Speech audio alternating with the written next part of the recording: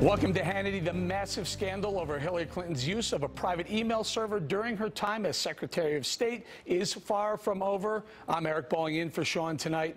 Rudy Giuliani and former Attorney General Alberto Gonzales will be here later with reaction. But first, Republicans in Congress are now demanding answers after the FBI decided not to recommend criminal charges against Hillary Clinton despite evidence of wrongdoing.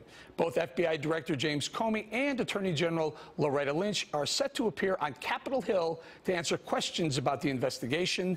Director Comey will testify tomorrow before the House Oversight and Government Reform Committee, and Attorney General Lynch will face members of the House Judiciary Committee next week.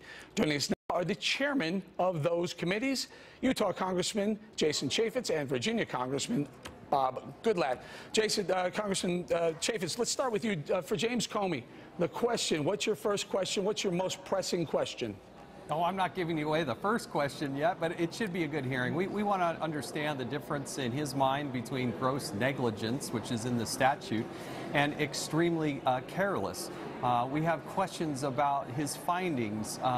Obviously, what Secretary Clinton said time and time again, both under oath, by the way, and in the public, turned out to be not true. And so there was a lot of misleading information. We're just simply trying to expose and get to the truth. So Congressman, I'm sitting here thinking, what would I ask the FBI director? And the first thing I would say is if you laid out 10 or 15 minutes of why you should indict and you decided not to indict, what would it have taken? What were you looking for that would have been the trigger to say, indict this woman?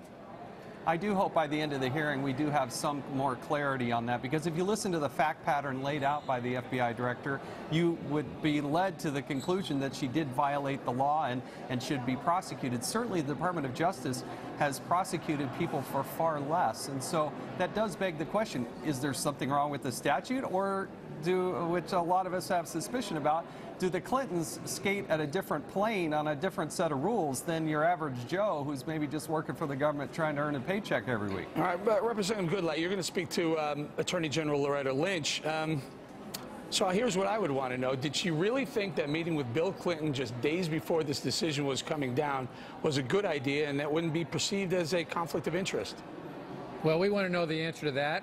We also want to know the answer to the questions that I posed to Director Comey yesterday, and we'll pose the same ones to Attorney General Lynch. And we've put those into a letter so he can look at them. In fact, I asked him yesterday.